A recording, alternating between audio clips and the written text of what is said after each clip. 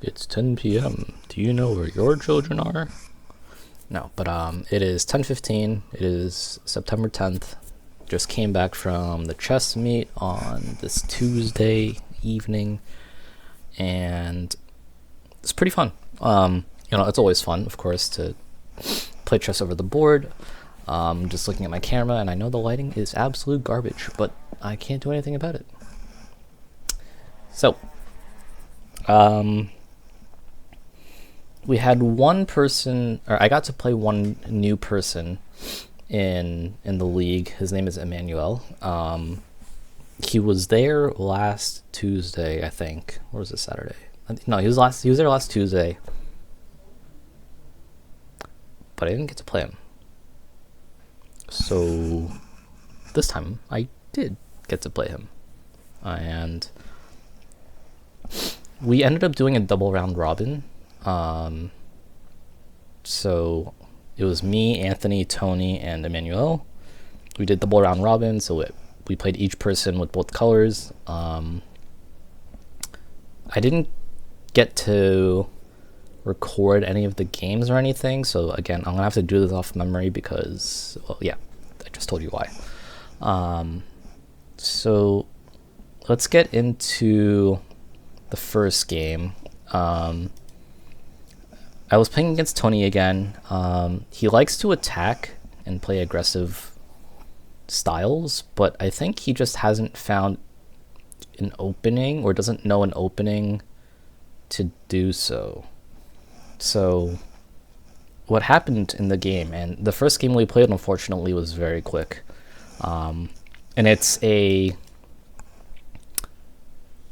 was a transposition of an opening that I am familiar with that's not very good. So it started with e4, e4, e5, knight f3, knight c6, d4. So we're playing a scotch, and then he played f6. Now f6, obviously the computer doesn't like it. It weakens this diagonal, which my queen can eventually get to.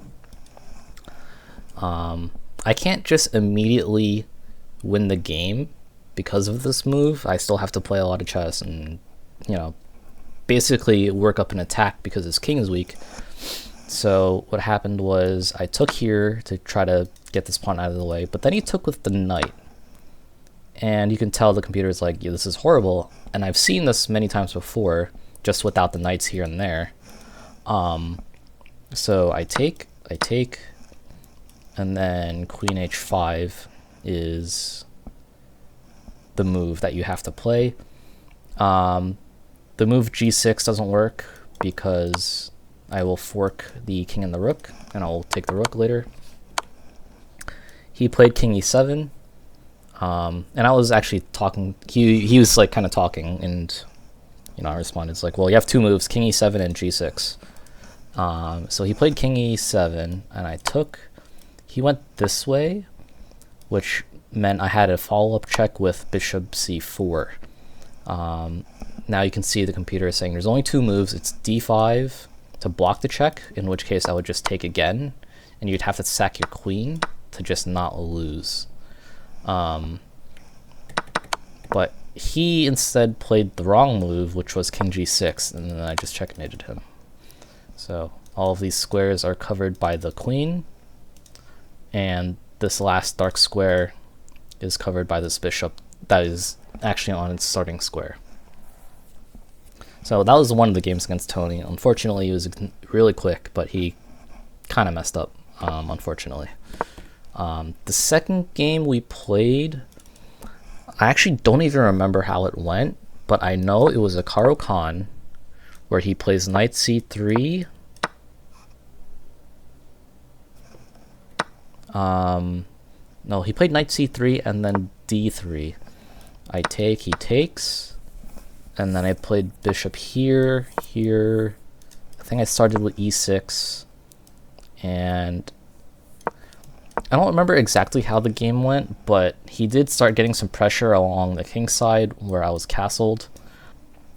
We eventually got to a position that looked something like this, where his king lost the pawn. He traded the pawn here. We traded a bunch of pawns in the center.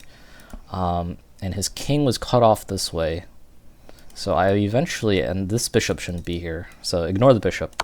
But I played this check, forcing him to come this way, and I saw the move queen a5, forcing him this way, and I basically had this check, which would let me win the queen. And then from there, he basically just resigned because he's down a queen. He was able to recapture it with the king. Again, don't look at the position exactly for how it is, but this was the idea that happened in the game, and eventually he resigned. This game was a lot closer. He definitely had something going on the king side during the game, but unfortunately he was trying to also open the center, which when you're on opposite side castling, you actually don't necessarily need to open center. You just want to focus on your attack down the side that you actually want to go towards. So that was that. So then I played Anthony again. He was there, of course. So let me refresh that. Against Anthony, again, we played 2 games each. As white, we went into a French, as I expected. We went into this line here, knight f6, queen e2, bishop e7, long castle, short castle. And again, I don't remember exactly what the moves were here, but we played in a way where we traded here, he played this, and again, we're getting into some position that I vaguely remember where he kept getting a lot of tempo with his pawns, and I kept having to move my queen around, so I knew I messed something up in the early game in the sense of not being able to get the kingside attack that I wanted. Kind of calling back to the last game I played against Tony, where you kind of need to just attack on the side that your opponent's king is, right? And I have this bishop that has a really nice scope. This bishop, if I can clear out these pawns, has nice scope. My queen can obviously move around and do a lot of stuff. I would just need to push these pawns, get my knight into the game, get my rooks pointed at his king, and try to attack him. So we had some position like this where there was a lot of pressure on this e5 pawn, and there are a bunch of defenders on it. There are a bunch of attackers on my side. From my perspective, we had a bunch of attackers, there's a bunch of defenders, but he made the mistake of trying to trade off my bishop. Now, when you play against these fianchetto setups where you push one of the pawns here and put the bishop in the little space, if you want to attack this structure, then yes, this trade is good. You want this, and then white isn't, or not white, but the person with this setup is never actually going to come out and take your bishop that you're trading. White is always going to let you come in and take it, because you don't actually want the other piece that's defending the bishop to come over here and give you a check and be annoying. But when he did this, I realized you left your pawn you left a pawn, so I'm going to end up taking this pawn. So I took here, he traded my bishop, which I was fine with because I'll take with the king, and then we basically just liquidated down to something like this. We got to a position like this. It was a rook endgame where it was 3-on-3 here, right? So there's 3 pawns on this side, but I had a 4-on-3 on this side of the board. So I knew to win the game, I need to prevent his king from coming this way, because this symmetrical pawn structure is just going to get locked up and no one can make progress. And I need to get the passed pawn. So this pawn is most easiest to get into promotion, so I need to push this pawn. But what happened was we ended up trading into a position like this, where I had the time to push these 2 pawns and completely disallow him to get his king closer to all of my pawns. But as we kept playing, he tried looking for counterplay, and I played this move, f4, which I thought was really important because it cuts off this square from his king. And the reason that's important is because I want this pawn to go forward, but if this pawn goes forward, this square gets left behind. And he may, if I don't have f4 in, he can come in this way and prevent my king from supporting the pawns from going forward. So I played f4. He was trying to make something happen here, but it wasn't enough. So then I pushed my pawn. Again, remember, the reason I played this pawn move here, f4, is because I don't want his king to come into my space. So he has to back up, and slowly but surely, you know, he tries to get counterplay, but I'm just like creeping into his position. Got something like this. And I basically just had to pass pawn. He couldn't make any progress here. He couldn't make any progress here. And this is a winning endgame for black, or sorry, for white, because I will eventually be able to promote this pawn by getting my king to g7, or sorry, e7. If he somehow manages to stop me, right? If for some reason I couldn't promote this pawn, I could just run over here. I give him this one, and I just gobble up everything here and push these ones. So very long game, very tense, but eventually I did win this endgame, just being one pawn up. So I did play Emmanuel after this game, and then played Anthony again to complete the double round robin. I'll just throw in the second Anthony game here. I was playing white. Now, last time we met, I recommended the Fantasy Caro Khan. So let me flip the colors here, because he's playing white actually. I don't know why I thought I was.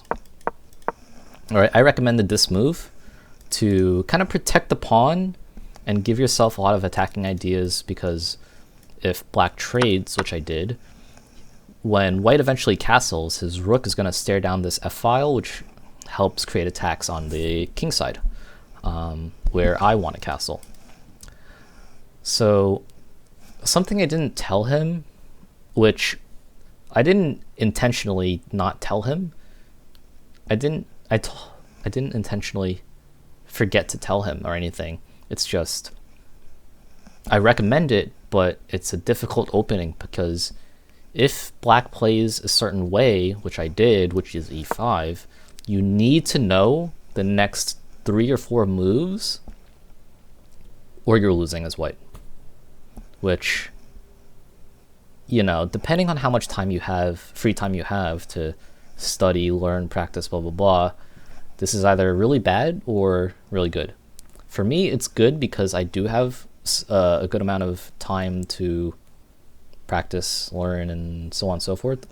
Fun fact, the day after I recommended, or, you know, after I got back from the chess day on Saturday, where I recommended him the Caro Khan, I studied this deeply, well, not deeply, but deeply enough for me, to the point where I could recite in this line here, in this variation, there's like 10 moves or so. And I know like just 2 options at some point in the position, but basically I'm a fucking nerd. So the move you're supposed to play here as white is knight c3. He didn't play it. He played, sorry, knight f3 is the move. He played pawn to c3, which is a losing mistake. The reason for that is because I have this check on h4 with the queen. Normally in e4 positions, you still have an f-pawn that's on the square that doesn't allow this trick to work. But because you pushed it to f3 in the beginning to try to get an attack, you have this weakness, which is why you need to play knight f3 to prevent this check. All right, so the proper way is knight f3. Now this check doesn't work because the queen gets taken by the knight. But in the game, he didn't notice that, or he didn't know it. He didn't have time to study it, so that's why he kind of just like winged it. But unfortunately, this variation is not something you can very easily freestyle, especially if I played this e5 move after this, or especially if I take here and I know what the next few moves are, right? So unfortunately, he played c3, I played this. He played g3, which is the worst move of the 2 options you have here. I guess you technically have 3 options, but, you know, it's either move the king, generally speaking, or push this pawn to block. He pushed the pawn, but that is also another big mistake, because I take this pawn with check and it forks the rook, which Actually happened in the game against Toni, but in a different way. Like, similar idea, but different position. He played knight to block. I take his rook for free. And he tries to get counterplay with queen a4. But as I looked at it, I was like, there's no threat here. But just to be safe, I want to play this to protect this pawn. I know he's not going to sacrifice his queen, but let me just be careful, be solid. Also, I need to protect this pawn at some point. So we kind of just start playing normal moves. So like, played this. But eventually he just blundered his bishop, you know, through all of the complications, and he just gave up right there. He's like, yeah, no, that was bad. Which, you know, as I just mentioned, this opening is hard. It's really hard to know all the moves if you don't have time to learn it. Now, the 2 games against Emmanuel,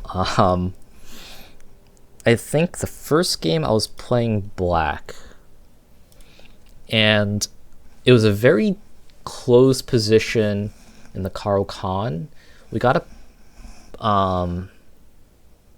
a position where it was even material, and I'm going to try to recreate the position here. I had a position similar to this where this should be black to move, but so I had a position like this where I was able to capture one of his pawns. He took here, and I made a huge mistake of taking this pawn that was like kind of out and about over here because I blundered a back rank checkmate. You know, to go through it, you know, I can do this, but this is still checkmate. My king has no squares. And I just instantly took this pawn because I thought I had time, but I did not have time because after he took my pawn that was over here, I was supposed to realize, wait, he can just immediately come down. He doesn't need another turn to take my pawn. He literally just did. I just made this huge blunder to lose the game. I was going to play f6 at the right time to kick his bishop away and give my king some space, but I thought I had one extra move for some reason, and I did not. So, you know, he just checkmated me in this position here, or, you know, whatever. We got to here, and I'm like, okay, yeah, no, wow, I can't believe I missed that completely. So he won that game, and actually, it's not the first game that I've lost. I actually did lose to Anthony, and I did mention this in the last video. I did lose to Anthony once, so I never had a perfect record at this point, but I thought I did. I guess for the day, technically I did, until I played him. So I lost his black just to a small oversight, where I just went instinct, take the pawn, I'm going to be winning in this end game. No, well, JK, you're getting checkmated. So that was bad on my part. The second game, I had white, and we're playing again, because again, double round robin. And we played into a Scotch gambit. So we got this position, take bishop c4. He played bishop e7, which I've seen, but I was never totally sure how to react to it. I know it doesn't do anything in regards to the center here, so I knew I could take. But then he played a weird move. Well, it's not that weird. He played d6. And from here, I'm like, okay, let me just develop. Knight c3, knight f6. I think I put my bishop out here, took my pawn. I took his bishop. He took back, like this. So now I'm realizing, oh, he can move my knight, or sorry, he can take my knight and open this line of attack on my king, and I can't recapture to make it an even trade anymore. So I was like, oh no, that's pretty bad. So I thought there for like a minute or two, and I realized, wait, how do I move my knight so it doesn't get captured while also preventing this check? So my first thought was, oh, I could play knight ce2, block this eventual check. But I didn't want to play this passively. I didn't want to step back like this. And eventually I found computer says is the best move is knight d5. Now if he tries to move his knight with a discovered attack, I take it because this is the piece that's attacking me. I just get rid of it. So I played knight d5. He played queen g5, yeah. And I'm going to note that there was also this sequence of moves as well. This was the position exactly because I had this fork right afterwards, and I saw he was attacking my g2 pawn, and I saw what happened in the game. Knight takes c7, check, forking the king and the rook. I saw king here, take. But I also saw king here so that he can immediately recapture with his other rook. And then I also saw if I take, he doesn't have to take right away. He can come here, but I noticed I can play this. I can play rook f1, and then he'll take back. And then I didn't know what to do. I was like, do I have this? This looked kind of bad because I thought he could take here. But then I was like, wait, no, I just take his queen. What am I thinking? And I was also thinking, do I take here? I didn't like that because he can move his bishop in and kind of support everything. And it's like, I don't like this. I played queen f3 because I was like, okay, I want to get counterplay here, right? And I have ideas of knight here, check afterwards, so maybe do something. But then he took my rook. And I was like, oh, man.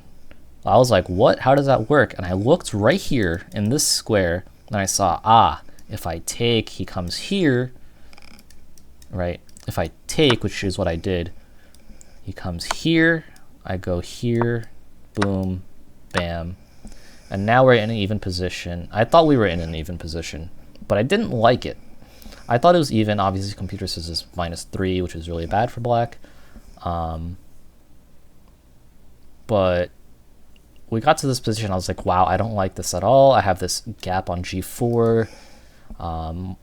You know, he played this immediately, and I was like, oh, okay, that's pretty bad. I can't really get out and come here. But if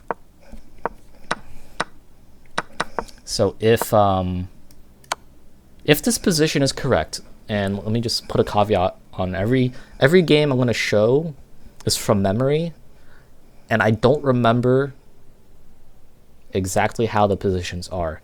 This is one of those situations where it's like, did I actually miss that I can take with my bishop? And I feel like I did miss it. And I didn't realize until on the ride home, actually, not even after the game, on the way home, I was like, wait, did I have this resource? So if this was truly the position where the bishop is on c4 still, then I just missed a completely winning move. But we got here. We got to this position. I can't play here because he takes. And I just knew this was bad. Like, this was going to be bad. I played rook g4, and I think he took.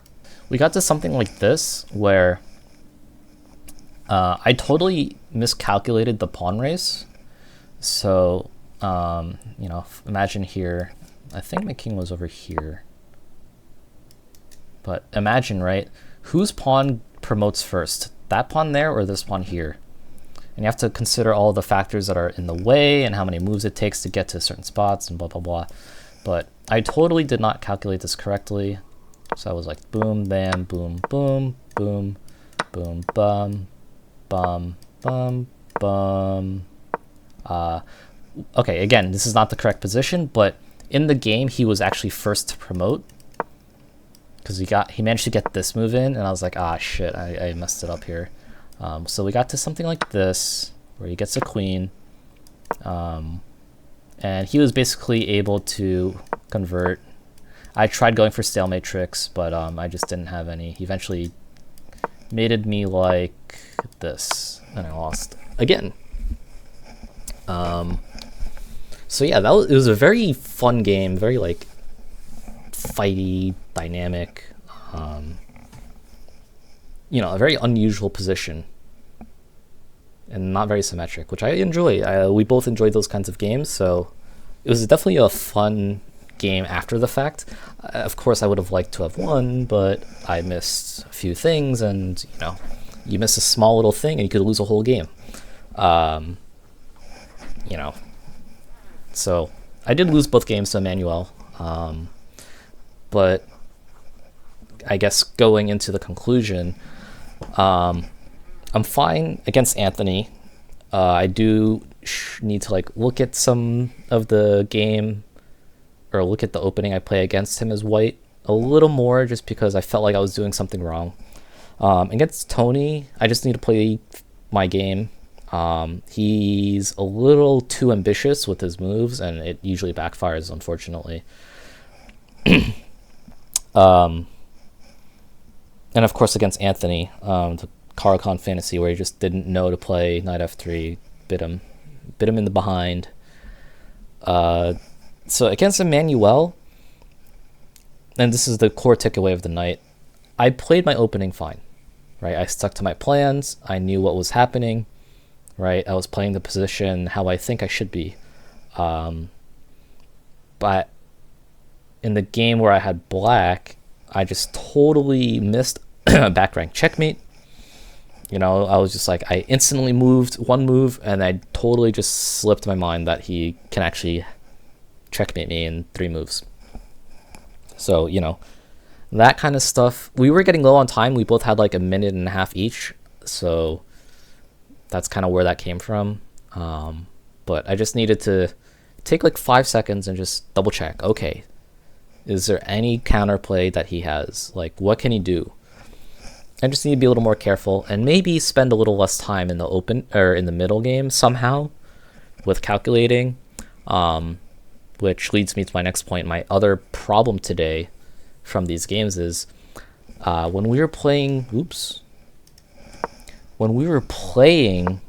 game, I got stuck in a calculation loop. And what I mean by that is, in this position against Emmanuel, I kept calculating the same line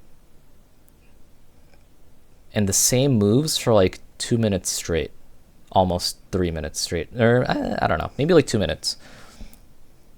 And what I mean is, this is what went through my head this game, or in that moment. I take here with a fork. He's going to play king e7 so he can recapture right away. I will recapture, but he doesn't have to do this immediately because he can play queen g2, queen takes g2. I have rook f1, so my rook I don't lose my rook for free. And then he's going to take back. And then I can maybe play queen f3. And I got here, again, I got to this position, I got to that calculation from here, right? I saw all of these moves in my head. Again, boom, bam, bloop, here, there, here. Right? I saw all of this. But for some reason, in my brain, I got to this point and I was like, okay, then what? And for some reason, my brain would just restart and go all the way back to this and calculate it again. So I would do, in my head, here, there, here, there, here. And then I would get to this position in my head again. And I would think about it, and then I'm like, okay, hold on. This, or here, there, boom, bam, bam, here. And then I'm like, okay. And I just kept getting stuck in this loop. Today was like the first time, at least over the board, because again, I haven't played over the board much. This is like the first time where I just got stuck. Like, I just could not stop doing the same thing in my head. So I need to think about, why am I getting stuck here in this loop? What can I do to get myself out of the loop faster? And, just like everything around that, like, can I just, if I can figure that part out, I think the time won't be as much of a problem, in which I'll have more time to think about the next thing, like the next sequence of moves. So for me, it'd be, how do I recognize that I am stuck in a calculation loop? And the real answer is realize it. Just realize it. Like, you have to be self-aware, and almost like have a third-person view of your brain in your brain, which is weird to say, but like you need to have like a third-person view of monitoring yourself and be like, wait, Kenny, you're doing the calculation loop again. Just stop. Do it one more time maybe, and then just evaluate it and just play it. Of course, easier said than done, but that's what I need to work on going into Saturday. So I hope you enjoyed this vlog, this report of mine, and I'll see you after Saturday.